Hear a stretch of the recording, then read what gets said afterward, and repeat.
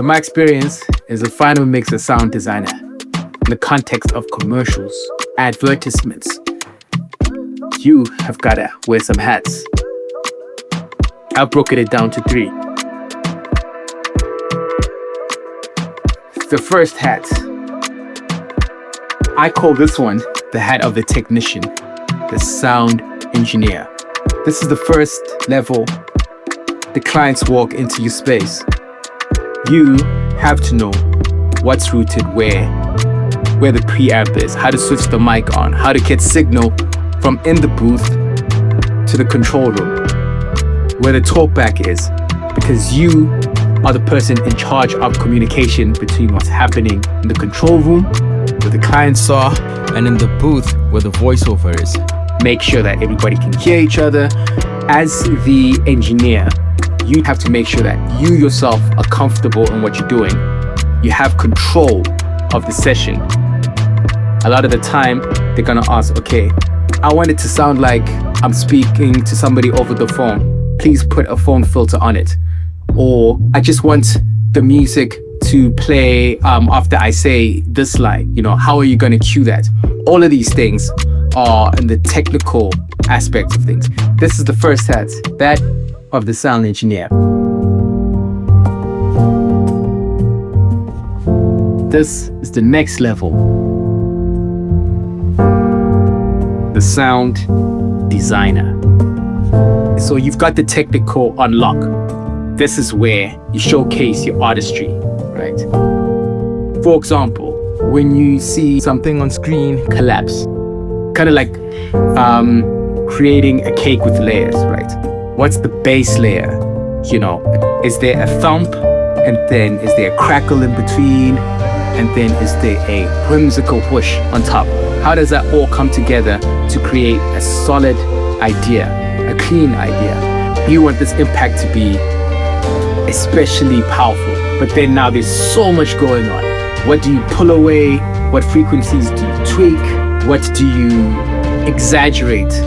What do you keep subtle? The amount of power that you have with the listener, you draw them closer, you create tension, and then boom, out of the blue, everything collapses. That is sound design.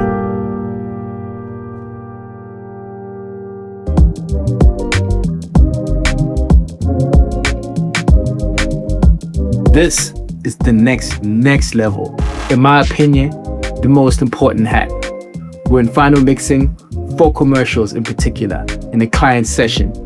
This is the emotional intelligence diplomacy hat. So agency has sold this concept to client. So now they've gone to set, spent however much shooting, casting, all these conceptual back and forths. It's been a grind. Sometimes it's smooth sailing, and sometimes it's not smooth sailing. You've got the technical hat, making sure everything goes smoothly on a technical level. You've got your sound design hat, making sure that everything goes smoothly on an artistic level. Above and beyond that, you have to be able to read the room. You have no idea what the journey has been. And here you are, the final stretch. You have to be able to see who's driving, who has the final say. My approach to this is whoever walks in here deserves to be treated with respect. Whether it's an intern who's been there for a week, or it is the creative director, you have to be able to be receptive while you're doing all the engineering, while you're doing the music search, the edits, all of this stuff. This is where multitasking comes into play. This person has an opinion, that person has an opinion, that person has an opinion. You just have to be able to decode what everybody is saying and then put it all together and in a diplomatic fashion present something that everybody can be happy with. The best sound is when the ideas and energies come together into the project. This is the most important hat, and that's my breakdown for the 3 hats you need in a session as a sound designer engineer.